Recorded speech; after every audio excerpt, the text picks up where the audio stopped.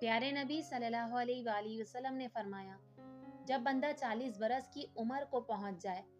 اور اس کی بھلائی اس کے شر پر غالب نہ آئے تو شیطان اس کی پیشانی چوم کر کہتا ہے کہ میں اس چہرے پہ قربان جو کبھی فلاح نہیں پائے گا۔ پھر اگر اللہ پاک اس بندے پر احسان فرمائے اور وہ شخص اللہ تعالیٰ کی بارگاہ میں توبہ کر لے اور اللہ پاک اسے گمراہی سے بچا لے اور جہالت کی تاریکیوں سے نکال دے تو شیطان ملعون کہتا ہے، ہائے افسوس، اس نے میری آنکھیں ٹھنڈی کرنے کے لیے ساری عمر گمراہی میں گزاری۔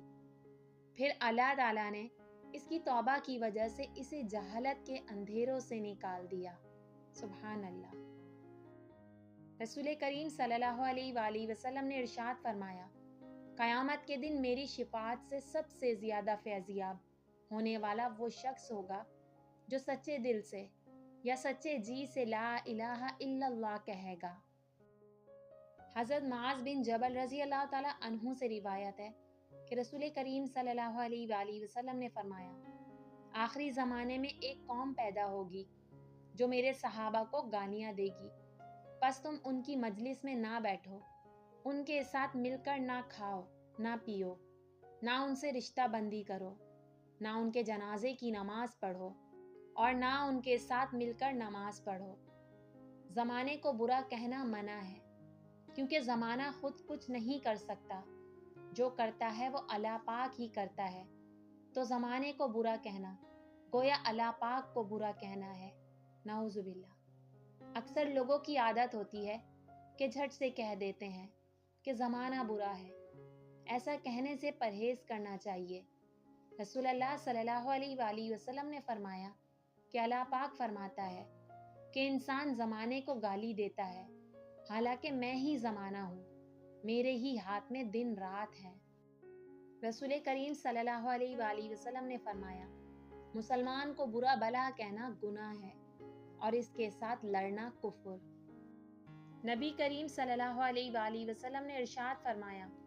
میرے صحابہ رضی اللہ تعالیٰ عنہ کو برا نہ کہو اور گالی نہ دو، اس ذات کی قسم جس کے ہاتھ میں میری جان ہے، تم میں سے کوئی اگر احد پہاڑ کے برابر سونا بھی خرچ کر دے تو وہ ان کے ایک مد اور نہ ہی اس کے نصف تک پہنچ سکتا ہے۔ رسول کریم صلی اللہ علیہ وآلہ وسلم نے فرمایا، بدنگاہی شیطان کے تیروں میں سے زہر میں بجھا ہوا ایک تیر ہے، جو اسے یعنی بدنگاہی کو میرے خوف سے چھوڑ دے گا، میں اسے ایسا ایمان عطا فرماؤں گا جس کی مٹھاس وہ اپنے دل میں محسوس کرے گا۔ سیدنا ابو ذر رضی اللہ تعالیٰ عنہ سے روایت ہے